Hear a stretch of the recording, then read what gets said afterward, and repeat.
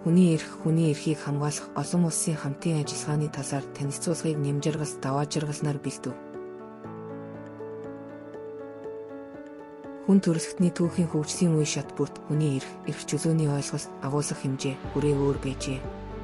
20-р зууны дунд үе хүртэл хүний эрхийн асуудал улсын дотоод хэрэгт бүрэн хамаарч үндэсний эрх зүгээр зохицуулагддаг байсан. Тусгаар тогтнолын тухай Америкийн тунхаглал, Францын хүн ба иргэний эрхийн тунхаглалаас хойш хүний үндсэн эрх чөлөөг хүлээн зөвшөөрч улсуудын үндсэн хуулийн нэг институт болж төлөвшсөн. Хүний эрхийг хүндэтгэх зарчим нь улс өөрийн захиргаанд байгаа бүх хүний эдэлбэл зохих эрхийг хүндэтгэн хэрэгжүүлэх талаар хүлээж буй үүргээр тодорхойлогдно. Хүний эрхийн ойлголтыг үүсгээр нь жам ёсны хийгээд хууль ёсны гэж ангилах бол агуулгаар нь иргэний, улс төрийн, эдийн засгийн, нийгэм соёлын гэж ангилна. Хүний эрх нь хоорондоо уялдаатай, нэгдмэл шинжтэй байдаг. Хүний эрхийн олон улсын стандартад нэгдсэн үндэстний байгууллагын дүрм, хүний эрхийн түгээмэл тунхаглал, иргэний болон улс төрийн эрхийн тухай пакт тооцогддог.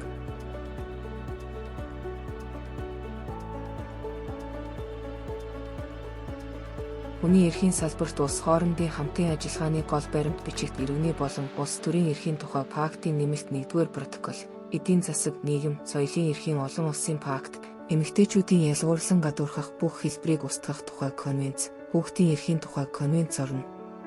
Нэгдсэн үндэстний байгууллага нь хүний эрхийг хамгаалах олон улсын механизм болдог.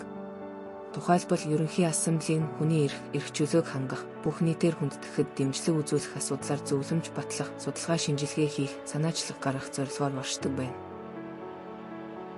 Хүний эрхийн конвенцийн байгууллагуудад хүний эрхийн хороо, эдийн засаг, нийгэм, соёлын эрхийн хороо, эмэгтэйчүүдийг ялгуурлан гадуурхах бүх хэлбэрийг устгах хороо, хүүхдийн эрхийн хороо зэрэг байна.